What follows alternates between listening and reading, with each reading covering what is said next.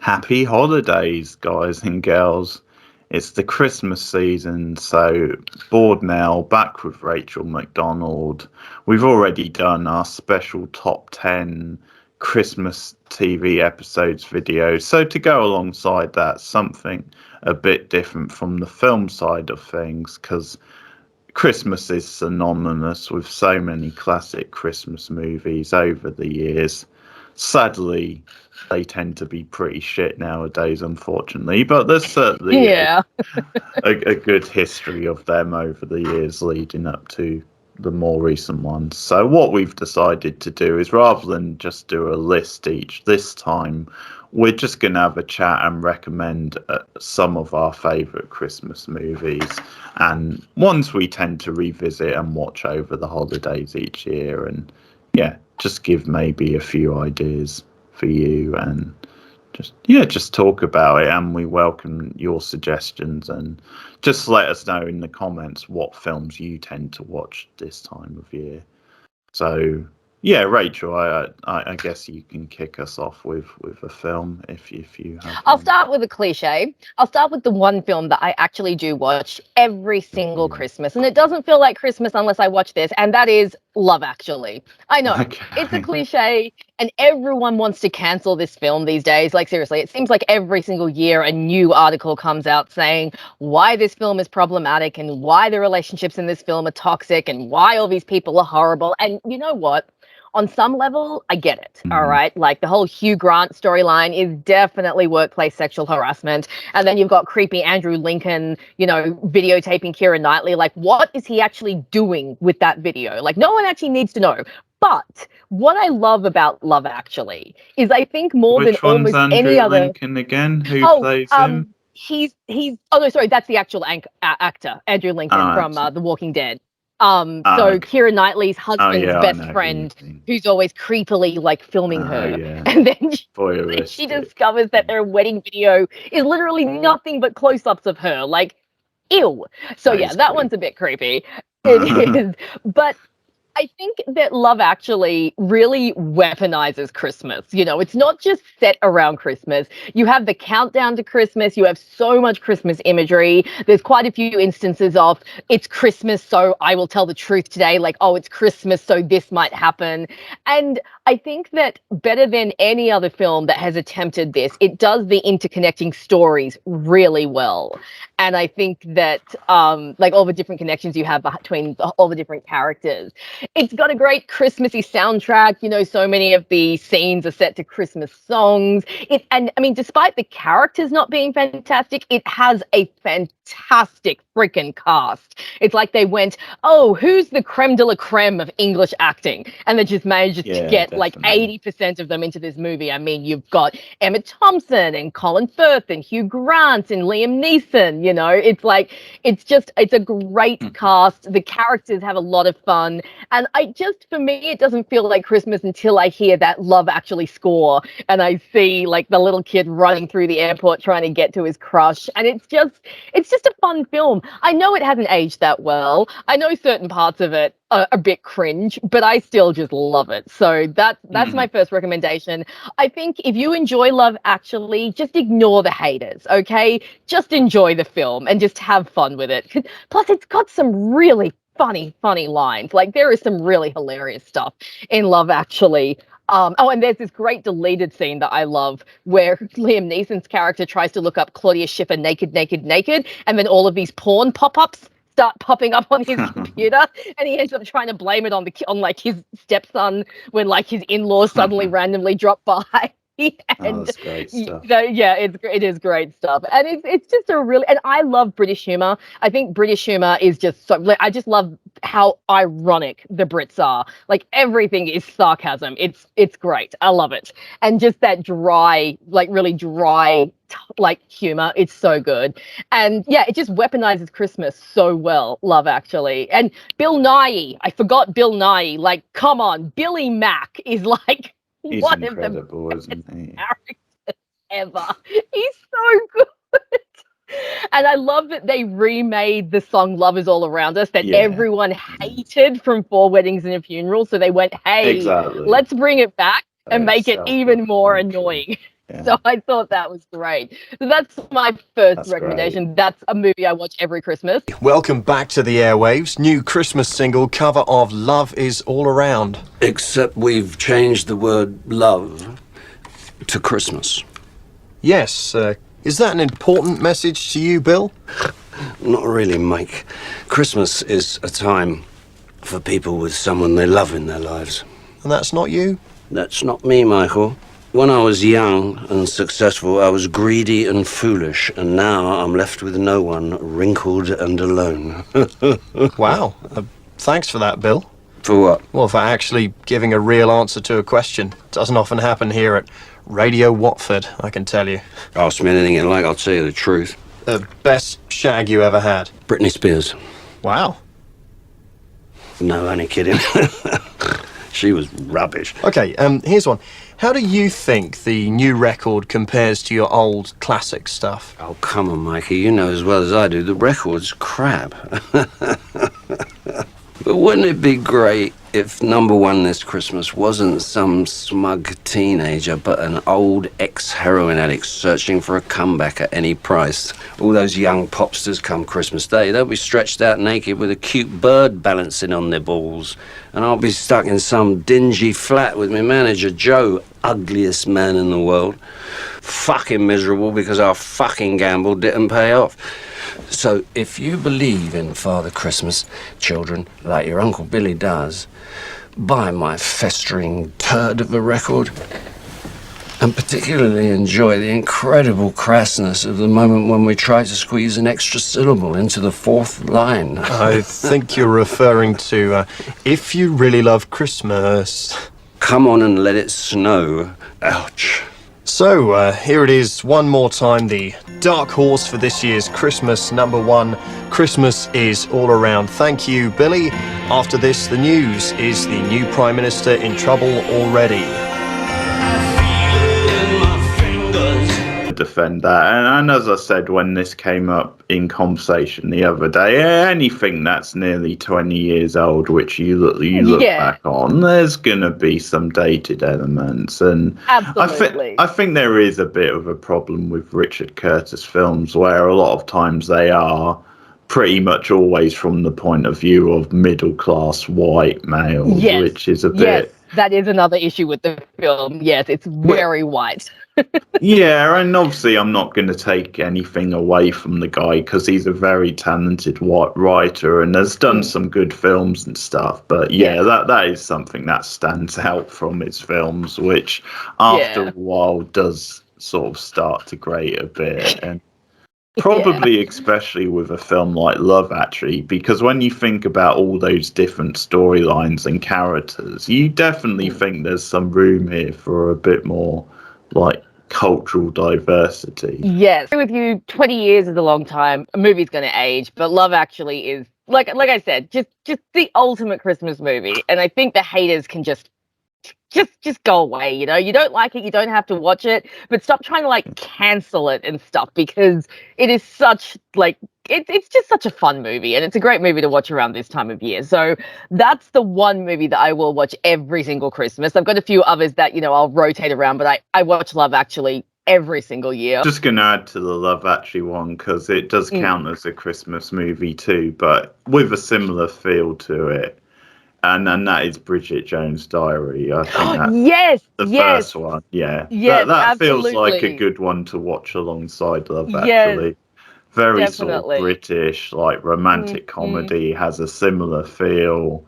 Similar, you know, a few faces in it in the supporting cast, and it obviously made Renee Zellweger a big name. I never saw them, but I got the impression the sequels weren't up to much, but certainly that original movie was very good, and it was Hugh Grant sort of at his best. Oh, he's so good in that movie. I love him. Oh, he's brilliant.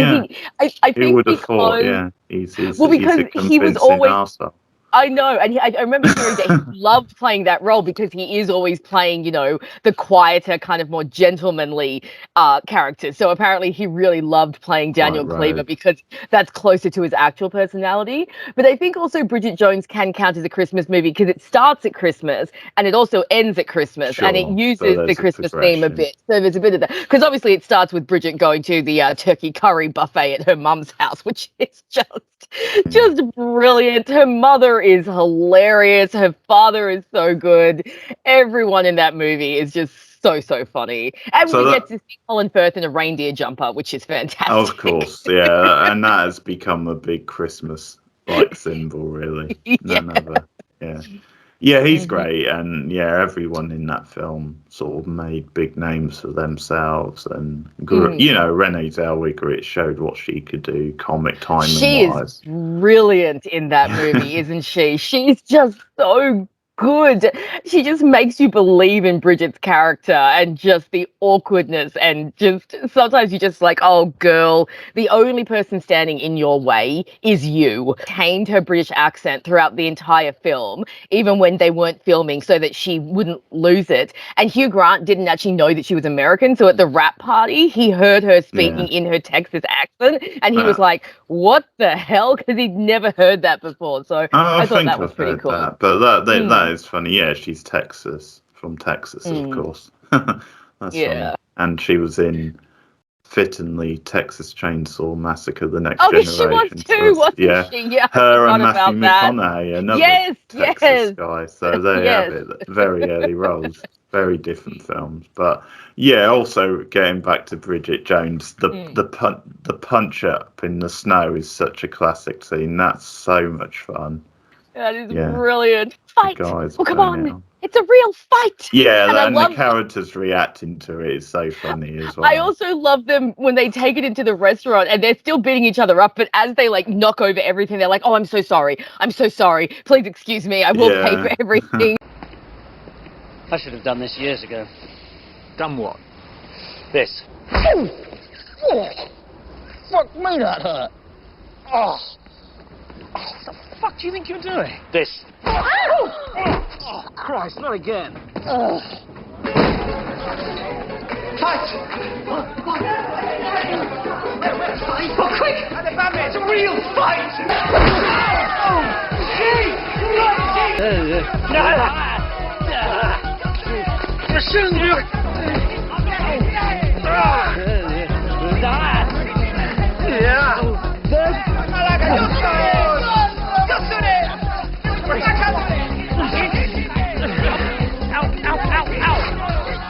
Whose side are we on? Mark, obviously. He's never dumped Bridget, some naked American. And he said he liked her just the way she is. Yes, but he also nicked Daniel's fiancée and left him broken horses. Good point. It's a very hard one to call.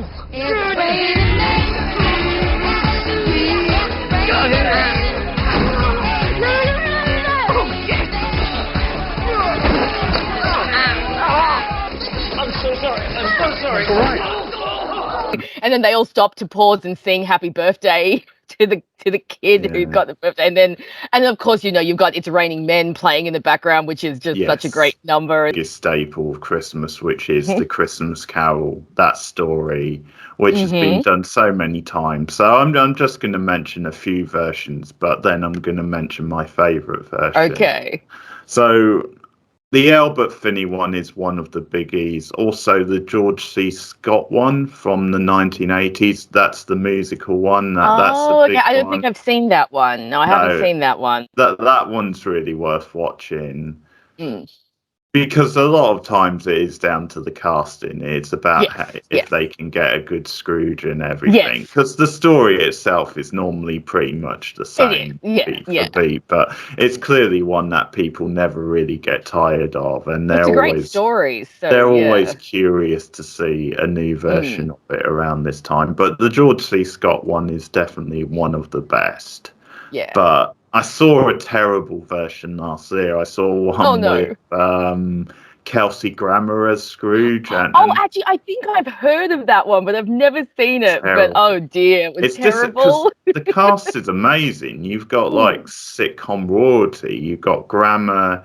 You've also got Jason Alexander, who was in Oh, Seinfeld. wow. Okay, yeah. And you've also got Jane Kurowski out of 30 Rock and Yep. Annie McBeal. She's in it. Oh, who I wow. The cast is great, but it's terrible. Terrible? Yeah. There's some really terrible like chain effects and. Yeah, Grammer, he's a good actor, but he's just not a very good Scrooge. I mean, No, it I might can't be see him as him being Scrooge. like an American, kind of.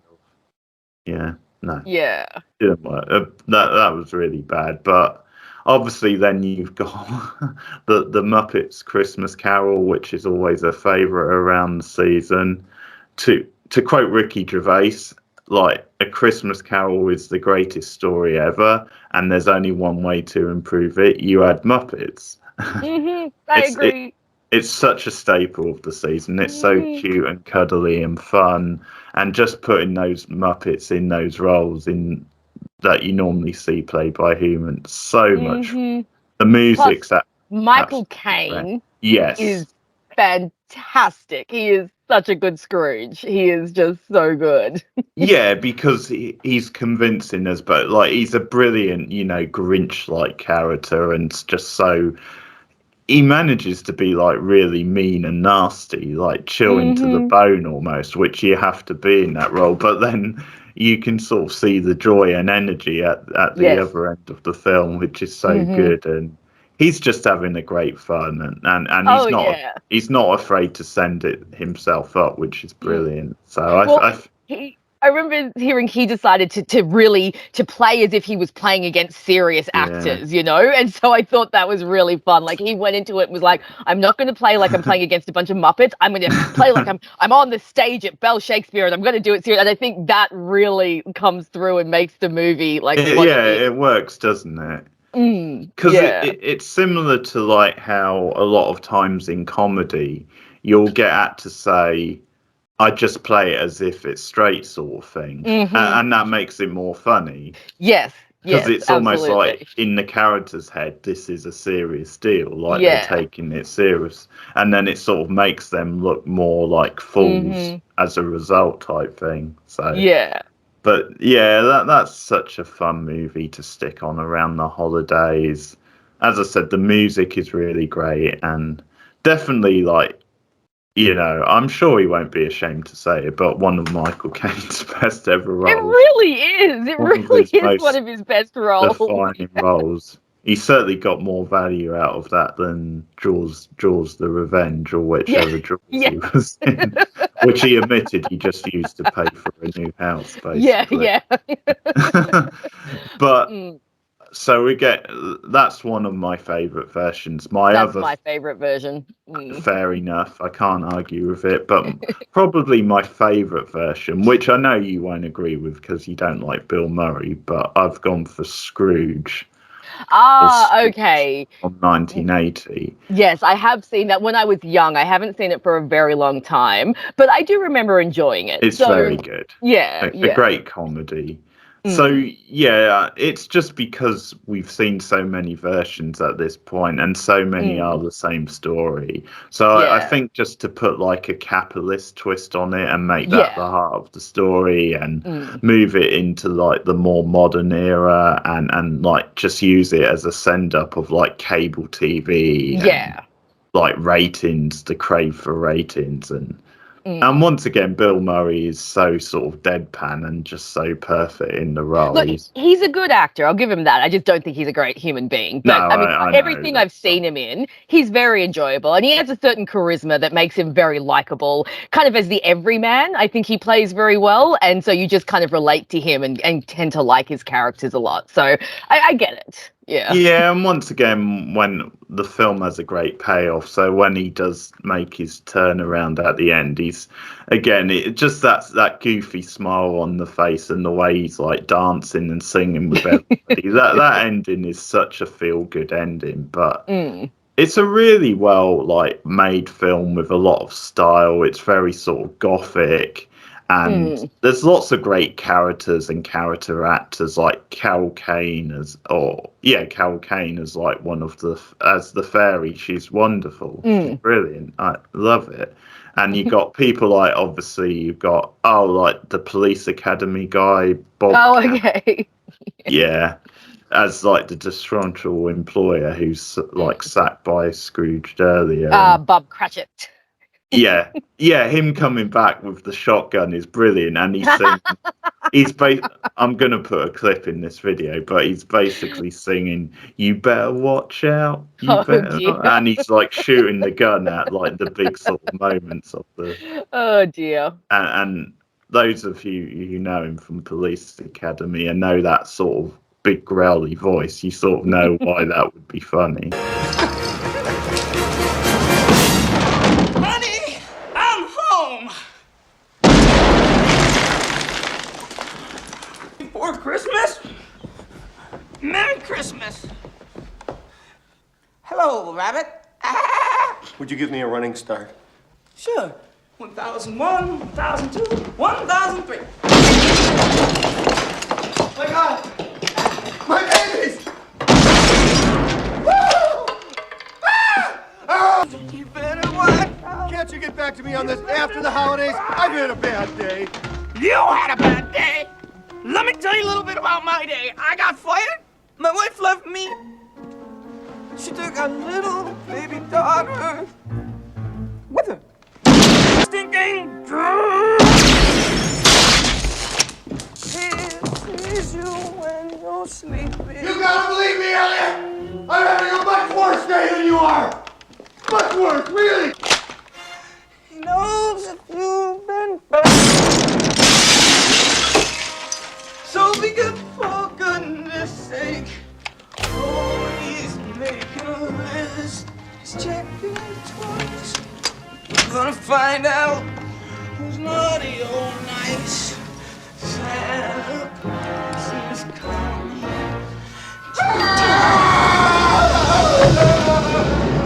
Out! Oh, it's you, creep. God. Aren't you supposed to be in the studio? We're on the air. Hey, back off, big man. That may work with the chicks, but not with me. What time is it? Somebody stole my watch. Quarter 2! We didn't miss it! We didn't miss it! We didn't miss what? Christmas! Merry Christmas! It's delightful. It's got real heart, and it's a perfect sort of satire take on that story. Karen and Alan is the love interest, and she's great as well. So, Very cool. We are the people that we always hoped we would be. It's a miracle.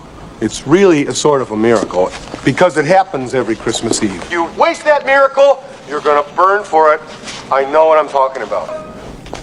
Then it can happen. Then the miracle can happen to you. It's not just the poor and the hungry. It's everybody who's got to have this miracle, and it can happen tonight for all of you. If you believe in this spirit thing, the miracle will happen, and then you'll want it to happen again tomorrow. You won't be one of these bastards who says Christmas is once a year and it's a fraud. It's not. It can happen every day. You just got to want that feeling, and if you like it and you want it, you'll get greedy for it.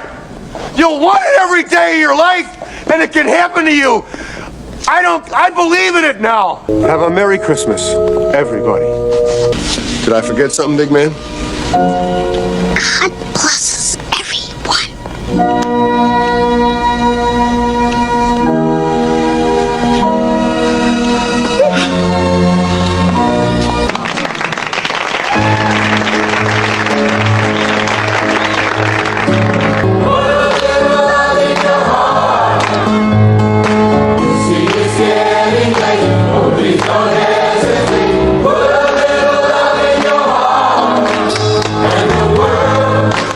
Will be a better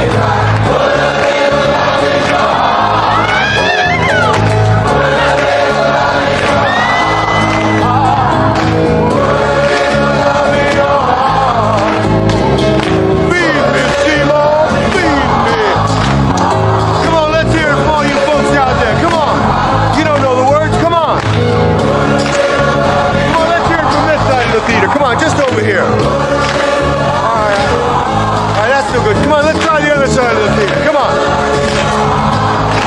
All right, how about just the men? Come on, just the men. All right, the real men. Let's hear the real men. All right, the women now this time. No, the real women. You know who you are. Are you, who was making all the noise through the whole movie? My brother, the king of Christmas. No, I can get on board with that. And I mean, 80s and 90s Christmas movies were kind of like the peak Christmas movies, you know. So if you're going to enjoy something, it's probably from that era. But yeah, no, my favorite version of A Christmas Carol is the Muppets one. I think a lot of people, it's the Muppets one for them. I've seen other versions, and I mean, they're fine. And like you said, the story doesn't really change that much. But yeah, there's just something about the Muppets Carol. It's just done so well. The story's done so well. Having the Muppets in there is just a great twist. I love the little rat Muppet that you always see pop up from time to time. He's great. And like we said, Michael Caine is fantastic. I've always loved A Christmas Carol. When I was younger, and let me show my age, do you remember when you were a kid and you'd have those books that would have the cassette tape and you'd put the cassette tape in, listen to it and read the book along with it? Well, we had A Christmas Carol. And it was a great version of it because it had, you know, all the sound effects and the creepy, you know, music, and then like all the different voice actors. So I've always loved that story. And you've definitely got to watch a version of it around Christmas time. Did you ever watch that Jim Carrey animated version? I saw some of it and I just turned it off because I couldn't get into it. Yeah, I was the same. Yeah. Yeah, I know a lot of people like that, but I just couldn't. It's Robert Zemeckis, isn't it? I think. I'm not sure, the but Back to the Future guy. Yeah. Oh, okay. But I turned it on once and tried to watch it, and I got, I think, 20 minutes. I couldn't get into it really. No. Why do you come to me? We're Marley and Marley, avarice and greed. We took advantage of the poor, just ignored the needy. We specialized in causing pain, spreading fear and doubt. And if you could not pay the rent, we simply threw you out. There was the year we evicted the entire orphanage. I remember the little tykes all standing in the snowbank with their little frostbitten teddy bears. We're Marley and Marley, our hearts were painted black. We should have known our evil deeds would put us both in shackles. Captive bound, we're double ironed, exhausted by the weight. As freedom comes from giving love, so prison comes with hate. We're Marley and Marley. We're Marley and Marley. But my friends, you were not unfeeling towards your fellow men. True, there was something about mankind we loved. I think it was their money. Holiday, the Nancy Myers vehicle. We talked a little bit about Nancy Myers off screen and how she has that very kind of pleasant, easy to watch, you know, laid back, very gentle style. And The Holiday is just, it's a great movie. So you've got Cameron Diaz, Jude Law, Kate Winslet, Jack Black, which was such a weird pairing. Like the first time I heard that like Kate Winslet and Jack Black were going to be playing opposite each other, I was like, really? But this is Jack in one of his more toned down roles, so it actually shows that he can do serious a bit. So if you haven't seen the movie, the basic premise is Cameron Diaz's character and Kate Winslet's character, two women who live, Cameron's in LA, Kate's in England. They're both having horrible times with their love lives, and they both decide they want to get away for Christmas, so they swap houses. And of course, when they swap houses, they both end up having a little romantic story. Cameron Diaz gets to make out with Jude Law, lucky girl, who is Kate Winslet's brother. And then Kate meets Jack Black's character and they have a cute little friendship. But what I really love about The Holiday is it's just got that really gentle, easygoing Nancy Myers film feel to it, you know? It's not too serious. It doesn't get too bogged down and be dramatic. I think all of the characters have really good chemistry. There's some really funny parts as well. There's a hilarious little cameo from Dustin Hoffman that was completely unscripted. Okay.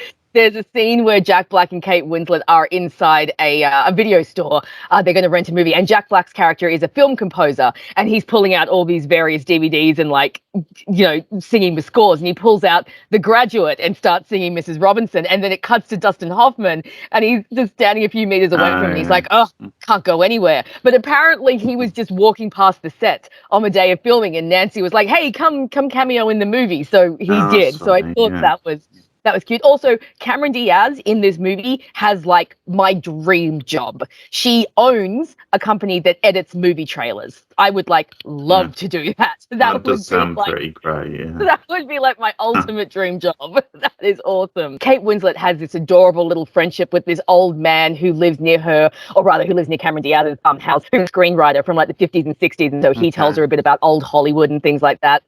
And yeah, it's just a cute little romantic comedy, ends in a very sweet way, very Christmassy. I love Kate Winslet, so I will watch almost anything for her. So I mostly watched this movie for her. But like I said, it ended up being a really lovely movie, and all of the leads are great. Have you seen The Holiday? Have you watched? Better than I was expecting, but more on the Kate Winslet, Jack Black end. I agree. I'm not really into the other relationship, but their relationship is the better one. Yeah. And it's something funny about Jack Black, isn't it? How somehow he just ends up coming off as endearing. There's just something about him. Where it could almost, because he is such a slacker, goofball style character he normally plays, that could easily become annoying. But somehow it's just something about his personality. And I think just great physical comedy that just makes him so endearing. And I guess he's just been able to pick out some great roles to really showcase. I mean, not a Christmas movie, but School of Rock is obviously the ultimate Jack Black film. I love him in that. Yeah, he is so good in School of Rock. Film. Brilliant. Yeah. But yeah, there's definitely a string of roles he's done which sort of really like elevate him and rein his energy in and makes it into an actual character that you can sort of, not just this crazy over the top comedic force. But no, he's very funny, very entertaining, and kind of endearing to watch. Yeah. I also think he's really good in King Kong. I think he's very I was going to mention that because he plays an arsehole in that, and that's playing kind of against type for him, and he actually does it quite convincingly. So yeah, I agree with that. I think that was a good turn for him. I really prefer the Kate and Jack storyline because it's just so sweet and so cute. And they just weirdly work together. Like, you just would not expect that pairing to work, you know, but it does. And I think the key to that is that they do keep it light. They don't make it like an intense connection. They just show that it's two lonely people that have made connect around Christmas. And yeah, it's really cute. So The Holiday is always a staple for me because I love Nancy Meyers, just because she has such a gentle, easygoing, inoffensive style that you can just throw on a Sunday afternoon and, you know, just kind of enjoy. Like, because of my age, Cameron Diaz was one of my first crushes. Of course, you would have seen The Mask and Something About Mary. Yes, of course. Because it's the film we've just done a review for. But that is Die Hard. I've got to mention it. I won't really say anything because there's a video on its way, but it's a classic action holiday movie. Bruce Willis, the role that made him at his very best in many ways, and the same for Alan Rickman, one of the greatest ever. Yeah.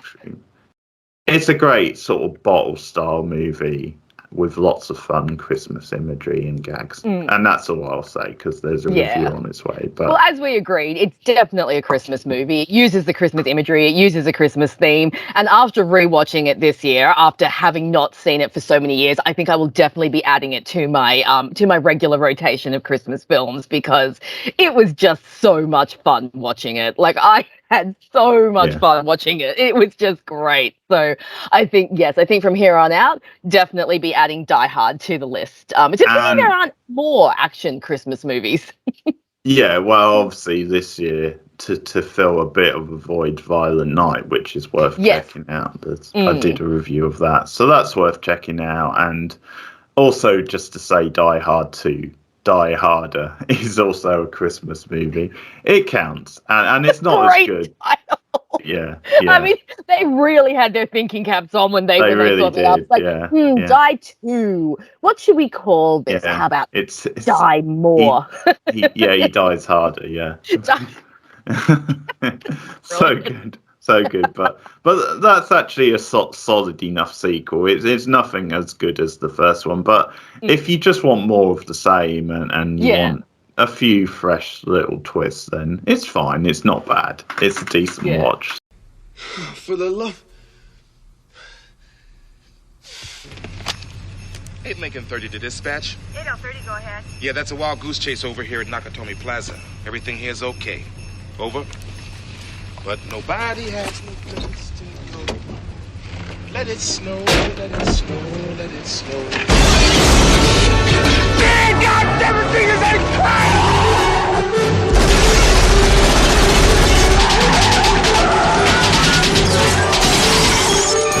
Welcome to the party, pal!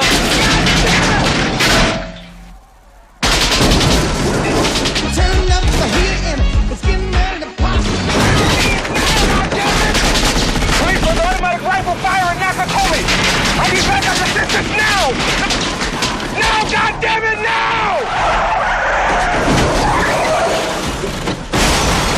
Movies that starts at Christmas, has a middle bit in Christmas, and has a bit of a Christmas feel. And that's a movie I've mentioned on this channel before, which is Little Women, which I absolutely love. So Little Women from 1994. Yeah. So the movie opens with the girls at Christmas, as the book does too. And then obviously you have a bit of a Christmas feel for the first probably 15, 20 minutes of the movie. And then obviously it moves through different seasons. But then the middle of the movie, when their father finally returns from the war and Beth is better from a scarlet fever, that takes place around Christmas too. So the movie, it's very warm. It's very comforting. It's a family movie. So it really is a type of movie you want to watch around Christmas, with the family, even if it's not strictly a Christmas movie. So there's that one. And the other one is a little 90s romantic comedy that seems to be enjoying a bit of a resurgence in recent years. And that is the Sandra Bullock film While You Were Sleeping, which is just one of my favorite rom-coms. I forget that. Yeah. Yeah, Christmas. Yeah, so that one is set around Christmas. I like that one. Yeah. So this one follows Sandra Bullock, who's a very lonely woman living in New York City by herself. She's got a creepy ass neighbor, Joe. Oh God, Joe is so creepy. And she works at the toll booth for the subway or the trains or something. And she has a massive crush on this character played by Peter Gallagher, who she's never actually spoken to, but he comes to her booth every day. And on, I think, Christmas Eve or like a week before Christmas, he falls off the tracks and ends up in a coma. And when she's at the hospital, as they're taking him away, she kind of murmurs to herself, I'm going to marry him. And a nurse overhears her and believes that she's his fiance. And then through a comedy of errors, she gets introduced to his family as his fiance. And, she ends up falling in love with the family because she doesn't have a family. And Bill Pullman plays the brother of Peter Gallagher, and of course he's the real romantic interest. Yeah. And it's just such a fun film. It's Sandra Bullock in the early days. This was just before she did Speed, so she hadn't quite become, the rom-com queen that she does, that she did become in the late 90s. But she's still as endearing as ever, because she's Sandra Bullock. How do you not love Sandra Bullock? And the whole movie takes place around Christmas. There's a beautiful scene where she goes to the family's house on Christmas Eve and is given a present, and you can just see her sitting there enjoying, being part of a family. I love a movie that's a comedy of errors, that's all about misunderstandings and, having to cover up certain things. And this movie's got some really good comedic bits when it comes to that. And it's just a really, really fun little Christmas movie that I do tend to rewatch around this time of year. I think I first saw it on a bus trip when I was in like high school or something, when we were going to school camp or something like that. Yeah. And that was the first time I saw it, and I just fell in love with it. And I bought the Blu-ray a few years ago and rewatched it, and it was just as good as I remembered it. Like I said, there's something about the 80s and the 90s, the Christmas movies of those era, they just don't seem to make them like that anymore, you know? And it's a real pity. It's like we lost the cheesiness. It's like we were talking about the other day. A little bit of cheese can be good, and we seem to have lost that. The people don't want to put any cheese in anything anymore, and I think it misses something. So that's another two those are the other two that I tend to watch around this time of year, and they just always get me in the holiday mood. You Were Sleeping is a good shout because it does sort of fit into this, like, a sort of film where the plot sounds ridiculous on paper and it shouldn't work. And it sort of has a similar feel to, like, you know, the end of Sleepless in Seattle and the whole, all the coincidence and the way they stack up. But it's just done in such a sweet, charming sort of way, then it just works. It just sweeps you along anyway. And it's similar with this. Sandra Bullock is just, I mean, I adore her. I mean, she was another sort of crush of mine, but she's just such a likable screen presence. She is such charisma and comic timing, and it's like if you stick her in any like film like that, then you've got a great film. Really, it just works. Whereas if you had someone lesser, it just wouldn't work. It would maybe fall apart. But once again, I do quite enjoy the sort of cliche now of like seasonal sort of traveling to meet people or like miscommunications. And there's just certain checklists, isn't there, when it comes to like rom-coms or like seasonal rom-coms, like where travel always seems to play a big part, I guess, because it's just, you know, a big part of the season in general. So no, that's one I enjoy, and I think it is underrated. Also, like Peter Boyle as the father is great. He's a great actor. It's like the father of the other like family, I think. But also it's just funny, isn't it, that Bill Pullman has now been cast in 2 films where he's like kind of the boring like fiance, because Sleepless in Seattle as well. That's really funny. And I feel bad for him because I quite like him as an actor, like Bill Pullman too. But in 2 films, he's been cast in that sort of role, which is quite fun.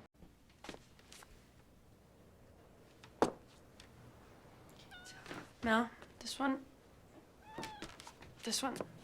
Oh! I don't want any flowers from you.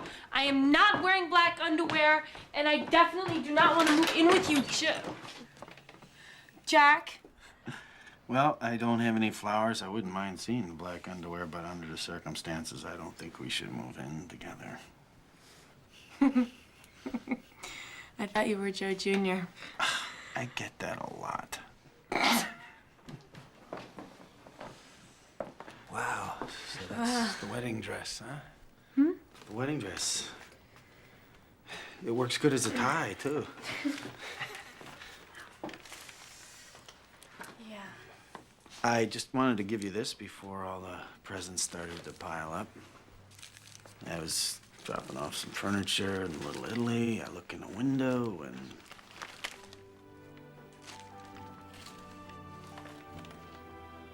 Lawrence. Lawrence. Thank you. It's really beautiful. And I wanted to say that I think that Peter is a very lucky guy. Thank you. I had to say that because you're gonna be my sister-in-law.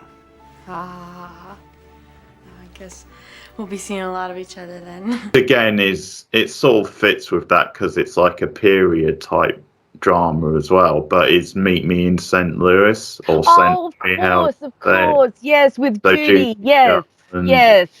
And that's one of those. It's actually a darker film than you expect it to be.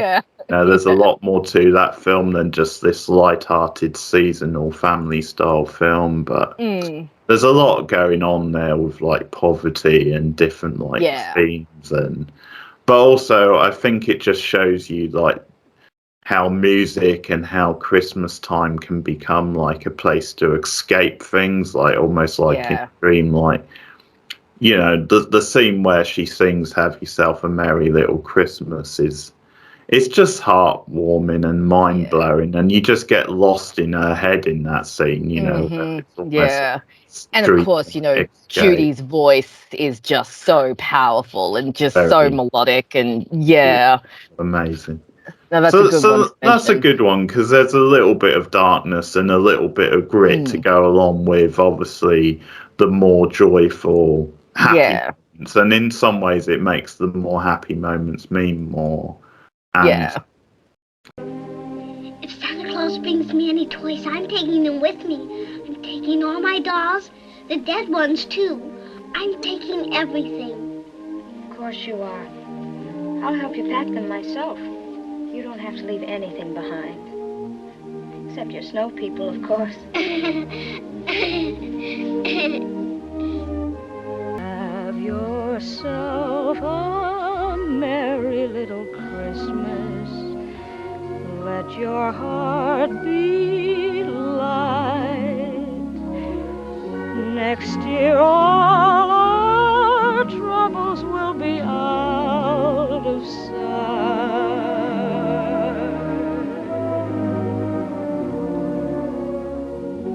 Have yourself a merry little Christmas. Make the Yuletide gay. Next year all our troubles will be miles away.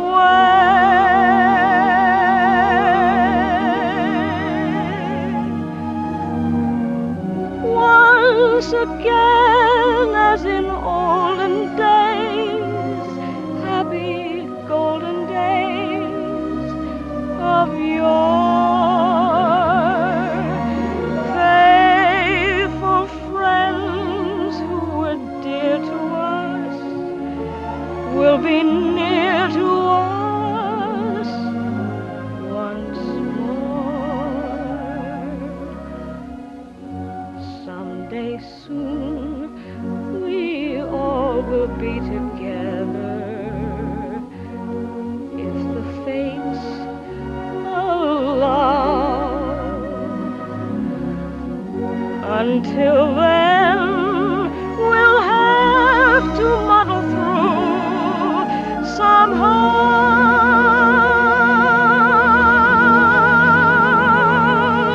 So have yourself a merry little Christmas.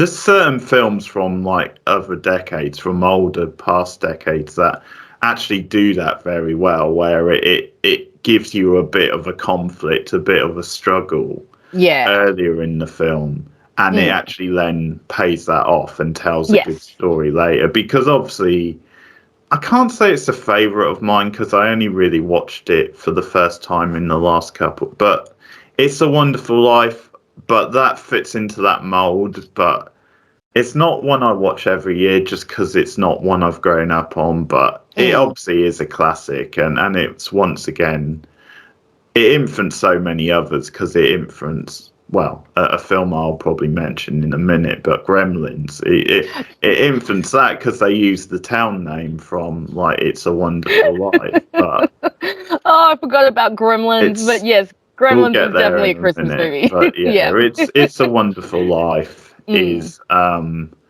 like a staple. It's a great James Stewart film, and it's once again doing that thing of people forget how dark that movie is until you then get the change around in his character near the end and the heart. So it's almost like you go through quite a lot of misery to finally get to the big happy climax at the end. And I think that in its own way is almost, again, another version of A Christmas Carol, like that film. You can see how they go through similar beats.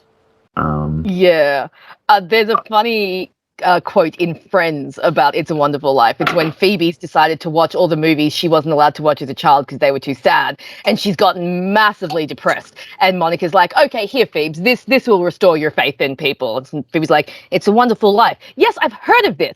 And then she comes in later, and Monica's like, "Didn't you like it?" She's like, "No, it was horrible. I don't know what was worse, when Donna Reed cried or the pharmacist cut his ear off." And Monica's like, "Yeah, but didn't you think the end was pretty wonderful?" And Phoebe's like, "I didn't get to the end. It should have been called It's a Sucky Life. And just when it can't suck anymore, it will." Yeah. And I'm like, that's brilliant. Because it's one of those films that you do. You have to sit through the slog to get to the end result, which is really happy, but it can be very hard to get to that end. And yeah, if you're feeling a bit overwhelmed, you might end up turning the film off just because it's like, oh, this is not a wonderful life at all.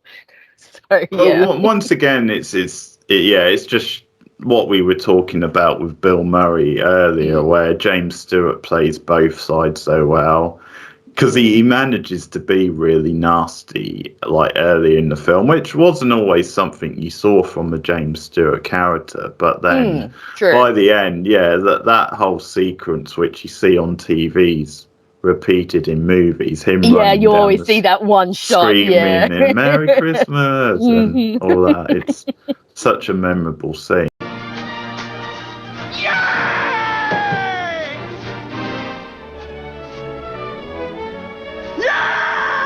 Hello, Bedford Falls! Merry Christmas! Merry Christmas, George! Merry Christmas, George! Merry Christmas, movie house! Merry Christmas, Emporium! Merry Christmas, you wonderful old building and loan! Merry Christmas, Mr. Potter! Happy New Year to you! In jail. Go on home, they're waiting for you. Counts as a Christmas movie or not, just because it is over the Christmas. It goes into the new year as well, but it's one of my favourite ever movies, and that is The Apartment, starring Jack Lemmon. Oh, man, I haven't actually seen that film, but I've heard of that film, and I hear that it's quite a harrowing film. So I'll let you make your case for why it's a Christmas film. It's got heart, but we'll definitely do it at some point, a review. That might be quite a good review. But yeah, Jack Lemmon, Shirley MacLaine.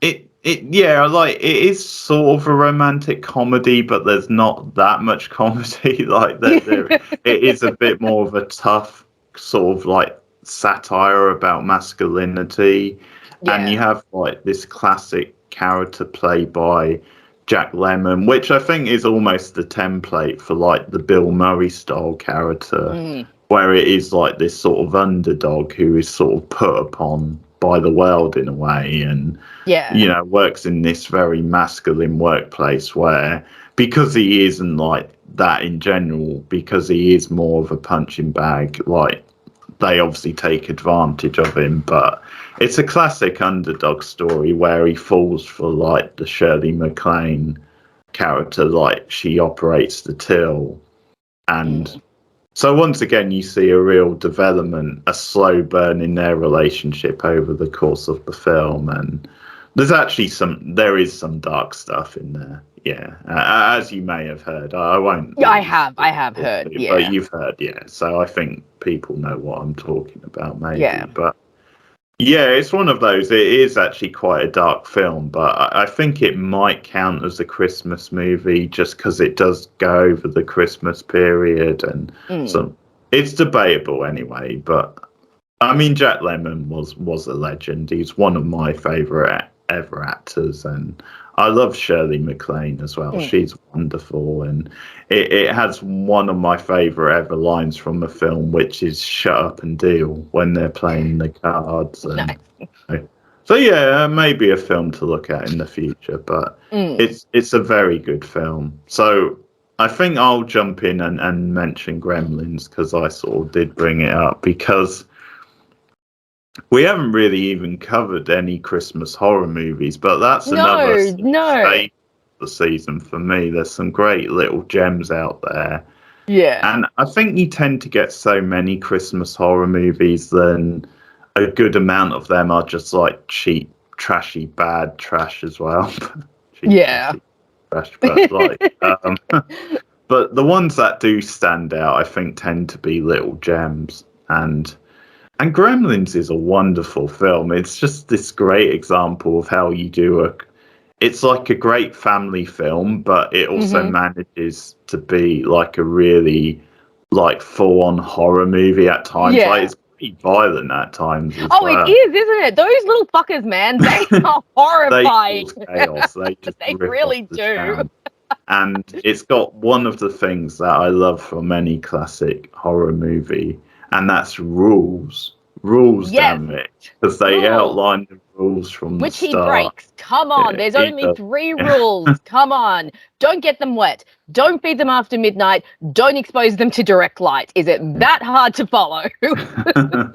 And yeah, it's just the sort of great family type Christmas film you don't Yeah. see anymore either. But they mix it in with the horror, and once again, we're talking about some of our favourites. Films that are surprisingly dark or have a heart.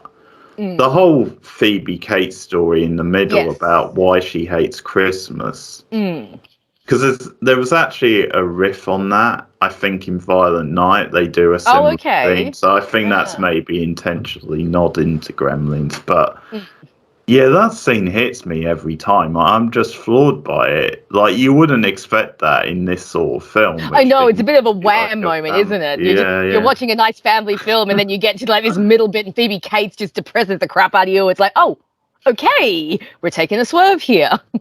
Yeah. It's so dark, but yeah, it's a film it's a scene you really remember in the film, and it's just wonderful. There's some great entertaining visuals and like set pieces. I absolutely love the old bag, from the bank going flying out the side of her house. On it's like her stair lift. It's so good. Dear. Oh, I've got to rewatch this film. It's been too long. We won't get to it this year, but we might try and do it for next year. But it's one of those her fate. You don't feel bad in the least. You're actually cheering on the Gremlins in that scene. But there's some fun deaths and stuff, or some fun like horror style moments. Like there's one where like the mother puts one of them in a blender and like I'd forgotten about that. So graphic, but the visual looks so good. But, oh dear. Yeah, no, it's a great story. Like it stood the test of time. It's such a fun holiday movie. Yeah, great sort of creature effects and what have you. Once again, going back to the old school, and the theme is so good. The theme bounces around my head every time. It's like yeah. The theme is so good stuff. No, Gremlins is great. I've got to say also, the sequel isn't half bad. I think the sequel is pretty decent. The good thing about the sequel is that it mocks the first one, and it has all those moments where they're like I love the newsreader that gets torn apart live on, TV, or when they're talking about like the time differences. Like, well, what if it's midnight on the other side of the world? What if you're on an aeroplane and you feed them? And like, so I really like that the second one so kind it of picks apart completely the holes. It even has Phoebe Cates like echo like an iconic she echoes like one of the lines from the first movie, and it's like such a good like little meta funny. I can't remember what it is, but yeah, no, the sequel's great. I actually think the sequel's a lot because the director didn't want to do the sequel. Yeah, he actually didn't want to do it because he's like, no, I've told the story I want to tell. I don't need anything else. I mean, the studio basically came back and they're like, look, we'll give you the budget and you can do whatever you want. And the guy was like, well, I mean, how do you pass up that offer? So that's why he made what it is, to mock the first sequel, the first movie, because he didn't want to do it. So yeah, I think maybe next year we should do both Gremlins movies. That's a good idea. Yeah. Revisit them. And it's so perfect then it's set at a TV studio as well, like a cable, and all the little gags and cameos. Because you get the guy who's out of the monsters, doesn't he? Like, yes, I think so. Yeah. And then you have all the different gremlins, like you have the bougie gremlin, and you have like the rock gremlin, and then you have like. So I just love. Yeah, no, we should definitely check out both films too. But yeah, that's a great shout out, Gremlins. It's horror. I have to give a shout out to Black Christmas, of Yeah, course, because I do tend to watch that around this time of the year. Because obviously it is a Christmas movie, even though it's a horror movie and it's awful, but it's still Christmassy. And as we've talked about, because we've done a Without review, doubt. but you love the juxtaposition of, you know, the Christmas carols when someone's dying and, you know, all of the bright lights and everything while there's horror going on.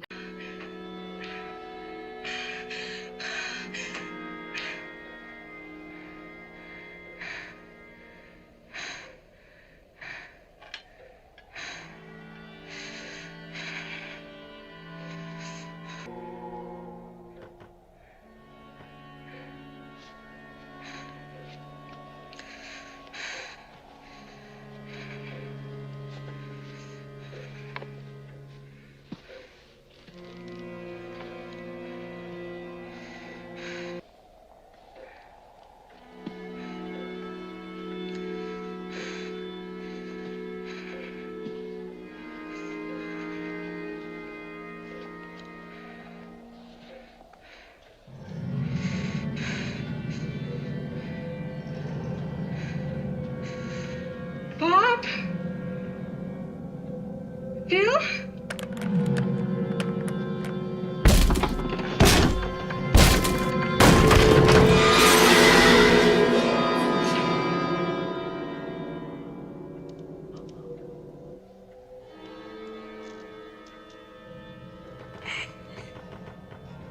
Agnes, it's me, Billy.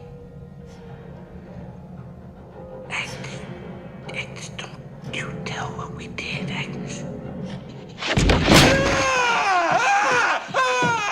I actually just a few days ago, for the first time ever, watched the 2006 remake of Black Christmas, and it was terrible. It's pretty It terrible. was isn't it? terrible.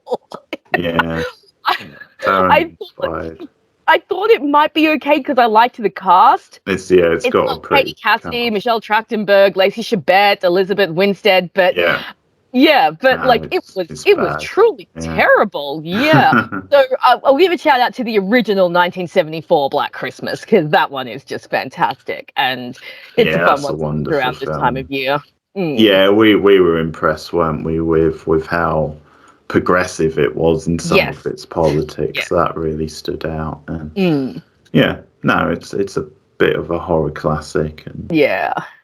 also But I- paved the way for Halloween because Carpenter Yes, actually absolutely. drew some influence and sort of made an even better movie. But yeah, for a Christmas horror movie, Yeah.